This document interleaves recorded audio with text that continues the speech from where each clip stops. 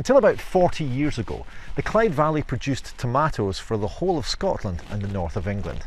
Competition from imports caused the industry to collapse. But this summer, the Clyde Valley tomato began its comeback.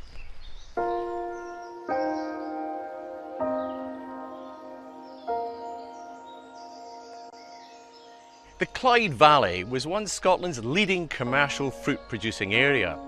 But when overseas competition and plant disease hit, growers looked around for another fruit to produce. Undeterred by climate, the growers went high-tech, and the area was covered in acres and acres of glass. Their new crop was to be the tomato, and from the early 1930s onwards, the Clyde Valley produced enough tomatoes to feed the whole of Scotland, with plenty left over to export. There was greenhouses everywhere in the valley. I mean, every place you went to that had grown fruit before, they were more or less into, growing tomatoes. Heated greenhouses especially were new technology at that time. However, it wasn't to last. Tomato production in the Clyde Valley, like the fruit farming before it, went into decline. These houses lasted through into the sort of mid-1960s, and at that point, competition from abroad, plus the fact that the greenhouses were, becoming obsolete, there was a need to reinvest, and a lot of growers just couldn't afford to reinvest. The competition was just too great. For a while, it looked like Jim would be the last of the Clyde Valley growers. He was getting ready to retire when David Craig heard about it.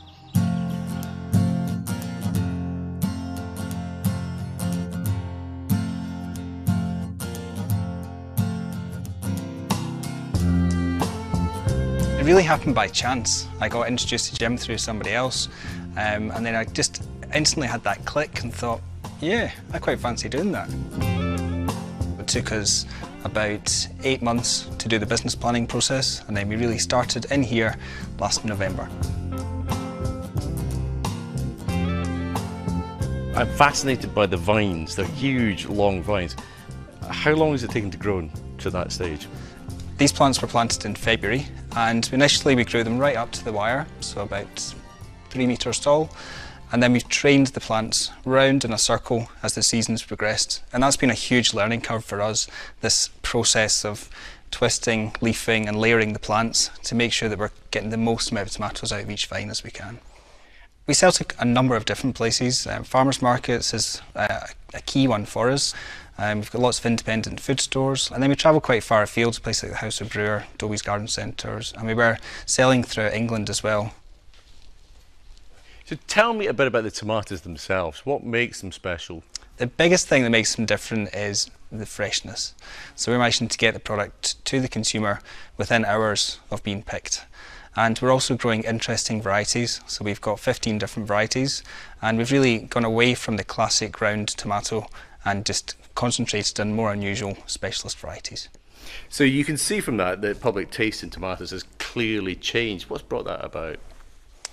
I think it's been people getting fed up with tomatoes that don't taste of anything, and they want to try something new, particularly if they're buying from farmers markets or specialist retailers. They want to buy something that's different to what you can get in the supermarkets. For Jim Craig, he's just delighted that tomatoes will continue to be grown in the Clyde Valley, and he's always available when David needs advice.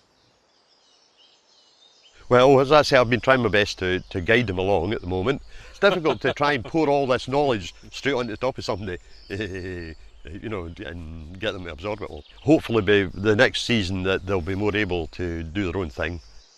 Dare I say, it's been quite a reasonable year for growing crops. So they've had a good start, there's no doubt. And they've got a good market. It's just a case of developing it now. So David, the proof of the tomato is in the eating. Which one should I pick? I would start off with the black cherry.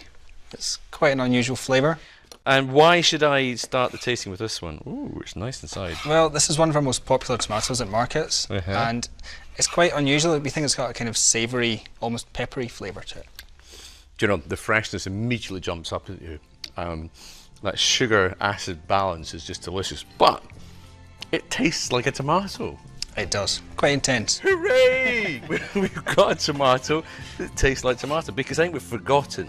And it's warm and it's just off the plant as well, which makes it taste even better. I suppose we should try a much more recognisable A red tomato, and I guess these are the ones that you sell the most. Yeah, these are our Camparis, which a bit softer, full on flavour.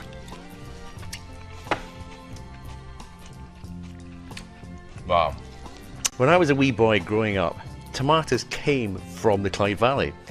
And here we are, back in the Clyde Valley, eating tomatoes from a greenhouse. But not just any old tomatoes, we're eating delicious tomatoes. And I sincerely hope that this is the rebirth of the Scottish tomato.